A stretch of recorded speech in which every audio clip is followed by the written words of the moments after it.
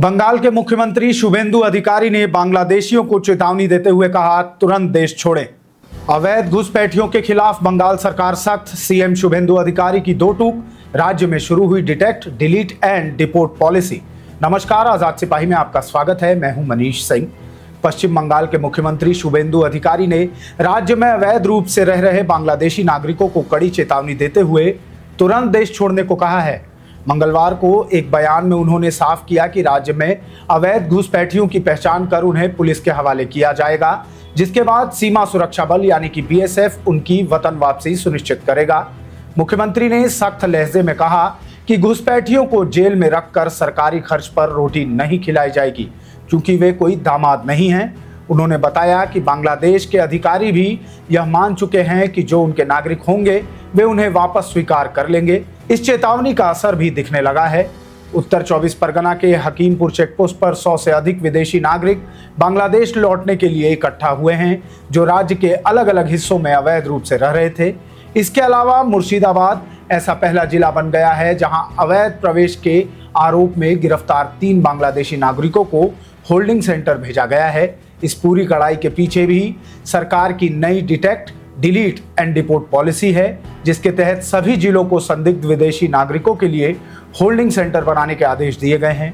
बीते 23 मई को जारी इस निर्देश के अनुसार पकड़े गए संदिग्ध विदेशियों को इन केंद्रों में अधिकतम 30 दिनों तक रखा जा सकेगा। इस अवधि के दौरान उनकी नागरिकता और दस्तावेजों की गहन जांच होगी।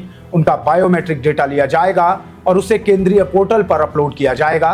पहचान की प्रक्रिया पूरी होने के बाद अंतिम फैसला जिला मजिस्ट्रेट या उच्च अधिकारियों द्वारा लिया जाएगा, जिसके बाद उन्हें डिपोर्टेशन के लिए सीमा सुरक्षा एजेंसियों को सौंप दिया जाएगा। सरकार ने स्पष्ट किया है कि यह पूरी कार्रवाई इमिग्रेशन एंड फॉरेनर्स एक्ट 2025 के तहत की जा रही है, जो अवैध बांग्लादेशी नागरिकों और रोहिंग्याओं से निपटने के लिए केंद्र सरकार की गाइडलाइंस पर आधारित है। इस नए कानून में निगरानी, हिरासत और डिपोर्टेशन की प्रक्रिया को आधुनिक तकनीक से जोड़ा गया है और कुछ पुलिस अधिकारियों को बिना वारंट के भी गिरफ्तार करने का विशेष अधिकार दिया गया है।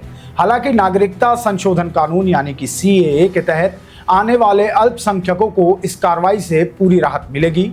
अफगानिस्तान, बांग्लादेश और पाकिस्तान से धार्मिक उत्पीड़न की वजह से 31 दिसंबर 2024 तक भारत आए 7 समुदाय के लोगों पर कोई दंडात्मक कार्रवाई नहीं होगी और उन्हें नागरिकता कानून का लाभ मिलेगा।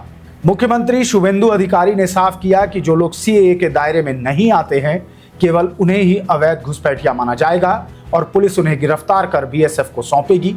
घुसपैठियों की समस्या को हमेशा के लिए खत्म करने के उद्देश्य से राज्य सरकार ने भारत बांग्लादेश बॉर्डर की 27 किलोमीटर जमीन फेंसिंग यानी कि बाड़ लगाने और सुरक्षा ढांचे के निर्माण के लिए बीएसएफ को सौंप दी है।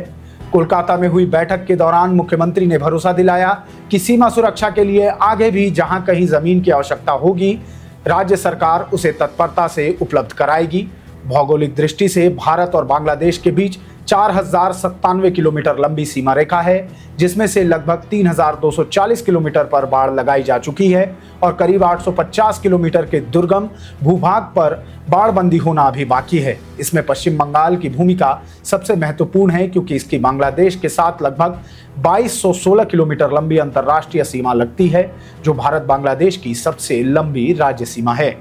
इस खबर में बस इतना ही। आगे की और भी खबरों को जानने के लिए देखते रहिए आजाद सिपाही।